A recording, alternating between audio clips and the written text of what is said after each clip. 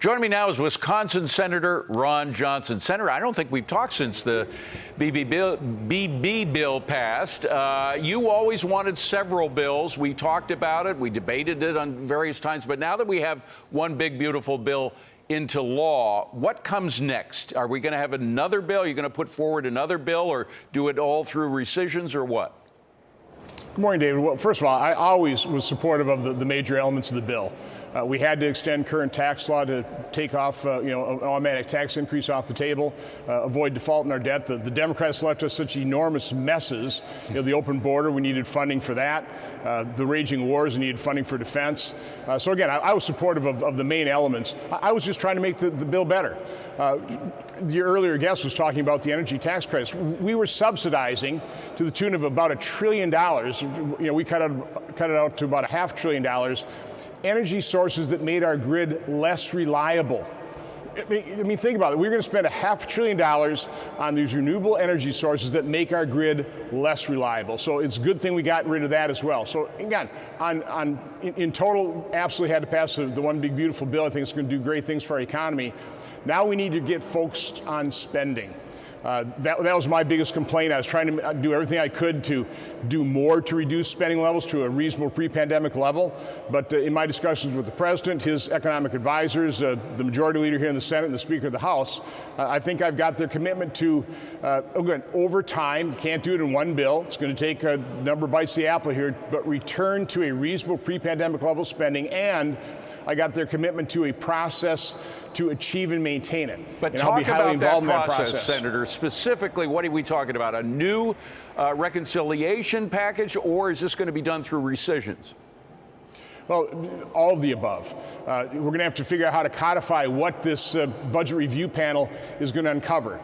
And again, what we're going to have is we're going to have members of the Senate, members of the House working very closely with OMB. We will hire auditors to go line by line, program by program through the federal budget in a very thoughtful, very thorough manner, present those findings to Congress, and then hopefully have, and this is, we were pretty well assured that we'll have other budget reconciliation opportunities, maybe one more or two more in this Congress yet to address that type of spending reduction. Again, I have to believe, David, when we've gone from $4.4 trillion to over $7 trillion of spending, crazy. There are hundreds of billions of dollars, hundreds of programs out of the 2,600 programs of the federal government that you could eliminate and nobody would even know except for the grifters that are sucking down the waste, fraud, abuse, and pork.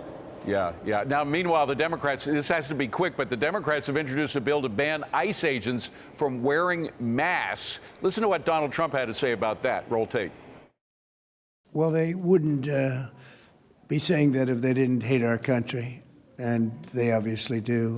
You put them in great danger, tremendous danger. But when a patriot who works for ICE or Border Patrol puts a mask on so that they won't recognize him and his family, so they can lead a little bit of a normal life after having worked so hard and so dangerously, there's a problem with that. Where do you stand on this bill, or this attempt to put together a bill by Democrats to unmask ICE agents? Well, President Trump is 100% right. Democrats are 100% wrong. It is actually stunning how anti-law enforcement the Democratic Party in general has become. And I hope the American public is paying attention because we actually value law enforcement. We understand the service and sacrifice. Every day they go on the job, they're risking their lives. We should appreciate them. Democrats obviously don't.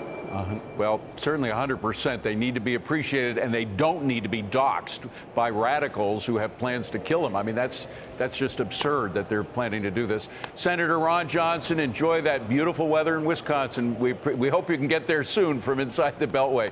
Appreciate you being here.